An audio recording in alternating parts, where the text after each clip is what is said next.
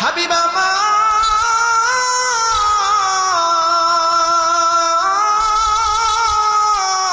আমি আল্লাহ কোন নবীকে এমন চরিত্র দান করি নাই গো, আপনি নবীকে আমি আল্লাহ মহান চরিত্র দান করে দিলাম। সুবহানাল্লাহ। তাহলে এই জন্য নবীর চরিত্র হলো মহান চরিত্র।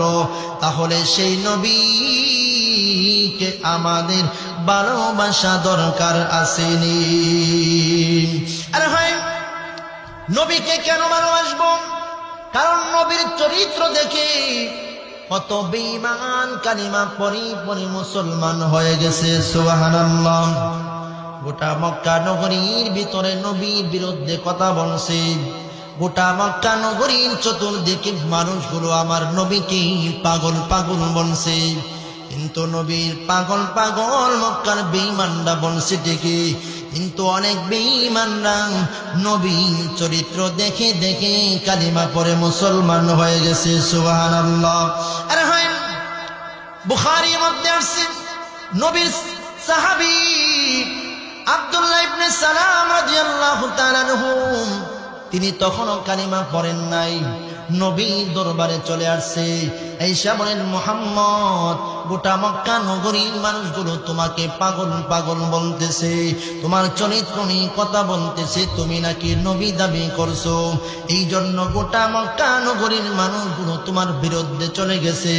এই মুহাম্মদ শোনো, আমি আব্দুল্লাহ ইবনে সালাম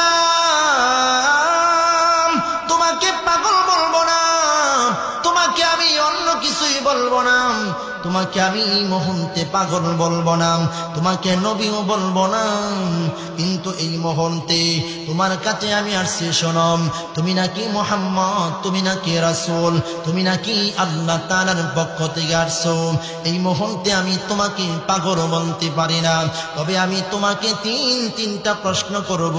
এই তিনটা প্রশ্নের জবাব যদি সঠিকভাবে দিতে পারো তাহলে বুঝে নেব তুমি মুহাম্মদ, তুমি আখিরি জামানার পয়গম্বর। সুবহানাল্লাহ।